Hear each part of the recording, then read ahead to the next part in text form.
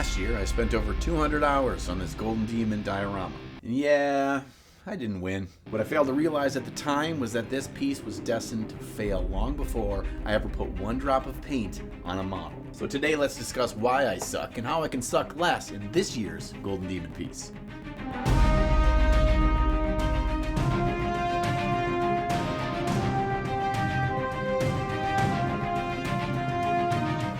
The main reason why my Golden Demon piece failed last year was composition. And by composition, we mean how the individual parts and pieces work together to make the whole greater than the sum of the parts. Basically, the undead scene I created had poor composition because it was too flat. There was no drama created with the basing, and everything was too spread out. I'll be honest, I completely underestimated the importance of composition. So let's work on my next Golden Demon piece and get this right.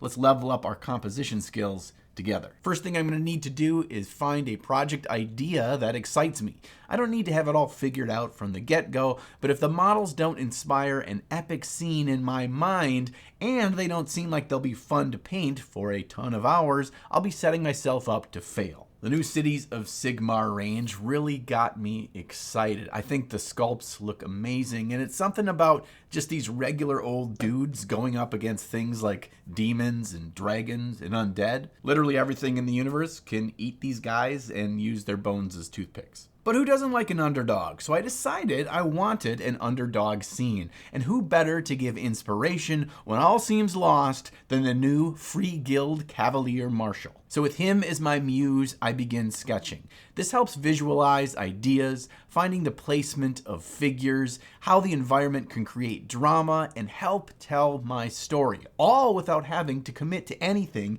in 3 dimensions. And don't worry, you don't need any skill at drawing in order to do this step. We are just sketching out stick figures and abstract shapes in order to get the vague idea of how we want something to look. And yeah, there's a lot of research you can do on artistic composition online, and that can't hurt to look into, but be careful you don't do so much that it paralyzes you from actually getting moving on a project. I talked through my ideas and shared my sketches with friends I looked up to in the miniature painting world. Mostly so I can blame them when I don't win a Golden Demon. They asked me what environment the scene takes place in, and I envision a ruined keep or castle. Perhaps the battle over the keep is just over, and they're standing on the ruins of their former home. A solemn scene, not mid-battle, but the aftermath of an event that took away the life as they knew it. Getting cool reference photos can really help to both inspire you in creating a scene, as well as give you the confidence where to begin building. And building is my next step, but now that I have a clear picture of the scene I want to set, we need to find some figures that fit correctly in that scene. I scoured all of the new Cities of Sigmar kits that Game Workshop so graciously sent me,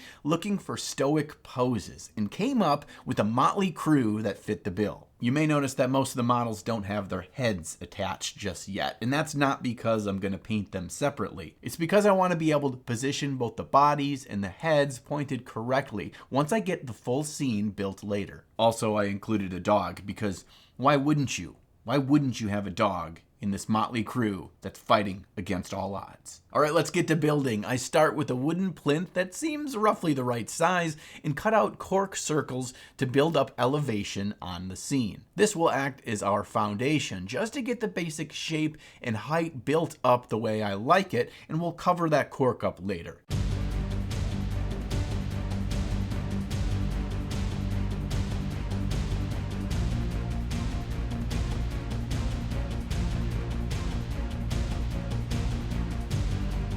I want the Cavalier Marshal to be the centerpiece for our scene, but I'm going to pull him towards the back of the plinth and use that base that he's included with as kind of the foundation to start carving away at our rock formations with cork. I take a break from our cork work to attempt to make some bricks out of air drying clay that I can use throughout the scene. I figured this stuff takes some time to dry and I've never worked with it before, so it's best to get started on it early in case I run into any issues. I'm going for a regular hewn block, so this doesn't need to be perfect clean work. I tried cutting and shaping blocks at different points in the drying process to figure out which worked best. If the clay isn't dry enough, it's hard to get clean shapes. If dried too much, it cracks and doesn't allow you to mold the clay into shapes how you like it with your hands. Not gonna lie, this didn't turn out super great, but luckily I did find a different alternative that I think works even better later. But experimenting with new tools or new products and finding how they work and getting some experience with them is never a bad thing. Our next step in this project is to start over. Wait, what? I placed the figures on this base to see how they looked together, and quite frankly, they looked too spread out. Like there was too much base for that many figures, and it still looked fine, but if I have a gut feeling that the base is too big now, I need to go with that feeling and make it smaller. Some wonderful advice that my friend Will gave me was that you should use the smallest base possible to tell your story. If it's too spread out, people won't know where to look, and their eyes will wander over boring parts of the scene and they'll lose interest. You want maximum impact on first glance, and of course, the more complex the scene, the more models are on it, the more important this advice becomes.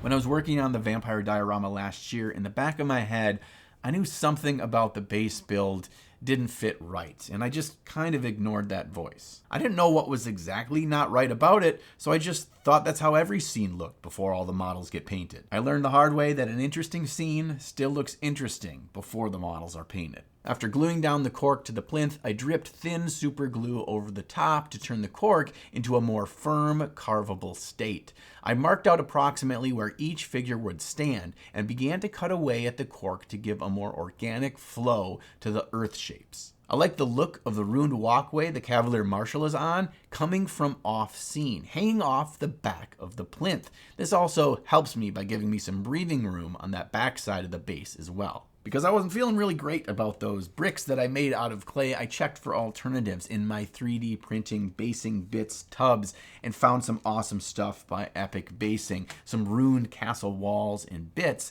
that I'm going to use instead. Some of these bits are quite big, so I need to carve larger chunks out of the cork to make them fit in naturally. And this step really made me nervous because this isn't something I sketched out and planned for. I'm just going in and hacking away bits of the base. But in my head, they really seem like they can go a long ways to telling the story we're trying to tell here. I do like how they aid in taking away the symmetry of the bowl shape we had going on. It feels more natural now. I'll just have to make sure to integrate them into the terrain with my next steps. Today's video is brought to us by my favorite place to get swag, Into the AM. Maybe you think a t-shirt is a t-shirt. Well, you would be wrong. Classy and sassy? Check. Dark and edgy? Double check. The comfiest t-shirts you'll ever wear, tons of options to fit your style, and they never wear out no matter how many times I throw them in the wash. They even got sexy sweaty pants and hoodies. I'm not afraid to say that I wear this hoodie just about every day. It is now the favorite hoodie of all my hoodies that I own. Best thing is, you can get a hell of a deal by checking out the link down in the video description below and check out all that Into the AM has to offer. Into the AM is having its biggest sale of the year going on now for Black Friday. It's 30 to 80% off until November 30th. And one cool thing is, this stacks with my Ninjon code, so you'll get an extra 10% off the already great deals going on now for Black Friday. So treat yourself or somebody on your holiday shopping list to some primo clothes at great deal prices at Into the AM. It's time to bust out the tried and true Milliput to do some terraforming. My goal here is to sculpt the final look of the base, integrating stones and rubble in a way that makes them look like they naturally fell or rolled down to ruin. I work in small sections around the base so I can make sure each one is sculpted the way I like before the clay starts to dry. I come in with a crumpled up piece of tin foil to give us some texture over the ground so it feels a little bit more like natural earth. It's important that the stones aren't resting on top of the earth. Rather, they're in various states of poking out from the silt and rubble that fell on top of and around them when the destruction of this wall occurred. I don't consider myself a great sculptor at all, but honestly, this was the most fun part of this project. It didn't feel like I needed a lot of skill, just a little patience, a set of rubber-tipped clay sculpting tools went a long ways, and some Nivea cream lotion to make sure that the Milliput didn't stick to my tools or my fingers. Shout out to Modern Synthesis who turned me onto this stuff. It really is great for sculpting. It smells like a baby's bottom. Not like a poopy baby's bottom, but like baby powder, baby's bottom. You know what I mean. Oh, I also did get just the right placement of each figure and then push down their feet in the still workable clay, just enough to see that indent. This way I know exactly where to place them when the building is complete. I also ran Milliput all around the cork on the outside of the plinth. I want this layer to be further out than the black plinth below, so I can sand it even to give us a flush, clean look. Just a little bit of power tool usage today. I started by getting the outside edge of that nice and flush with a circular sander, and then came in with a hand sander. I do recommend an electric sander for this step just because you have a lot more control over sanding a nice, clean, level surface. Plus, it takes a long ass time to hand sand down even a centimeter thick section of Milliput. From there, I applied 3 thin coats of Aqua Coat with a wet sand of 800 grit sandpaper between each coat. This stuff fills small dings, scratches, and any slight imperfections. At least that's what they claim. It does feel incredibly smooth to the touch, but I won't know how well this stuff executed until later on when I prime it. I've got our scene just about done, so I feel confident about placing the figures onto the base and then positioning their heads just the angle that I like them and glue them down. But our poor puppy needs a bit more work. I want his head facing to the left, which means I have to carve back and resculpt his neck. For now, I just want to get this placement and angle correct. I can come back in and sand it down or add more putty for the final look later if I need to. My final step is to add some earth texture to the base, which seems pretty straightforward, but I need to be careful here because I've screwed this up before. Last year, I tried to make the earth on my vampire diorama look like what GW bases look like. This ended up looking silly because every grain looked the exact same size and shape, and those grains of rock were far, far too big at scale. I found this Stirred Earth by AK Interactive doesn't have this problem. It has super fine little bits of sand in it, and it's irregularly placed throughout the texture paste, so it felt much more natural as my earth. I also used this as an excuse to add another step of creating that feel of the rocks being covered with earth to some regard. Some sections I put little to no paste over the top, and in some I really caked it in there.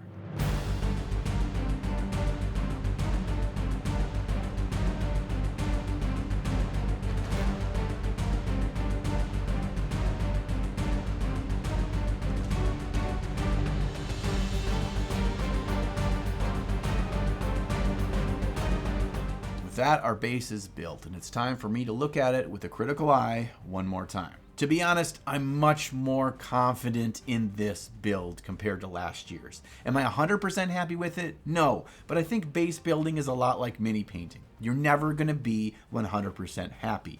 I think I learned from past mistakes, tried to set myself up to not make those same mistakes, and likely make all new mistakes instead. But what reassures me about the work I've done so far is that I'm actually super excited to dig in and to start painting this project. And I don't think the composition is what's going to hold me back this year. Lately, creating and painting scenes in miniature has been something that has excited me much more than painting single figures for competition. Sure, it's more work, but with more work comes more satisfaction at the final thing you created. And if you've never made a scene in miniature before, I challenge you to do it. You'll be surprised about how much it excites you by the time you're done. Thanks for hanging out and building with me today. This has been a lot of fun, and I'm excited for our next steps on this Golden Demon journey, so I hope you join me for those videos as well. As always, there's a list to all the gear that I use that you can pick up down in the video description, as well as a link to my Patreon. Should you like what I do and find it entertaining or valuable,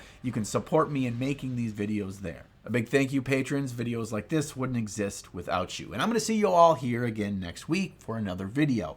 And sometime between now and then, make sure you find time in your day to slay or sculpt the gray.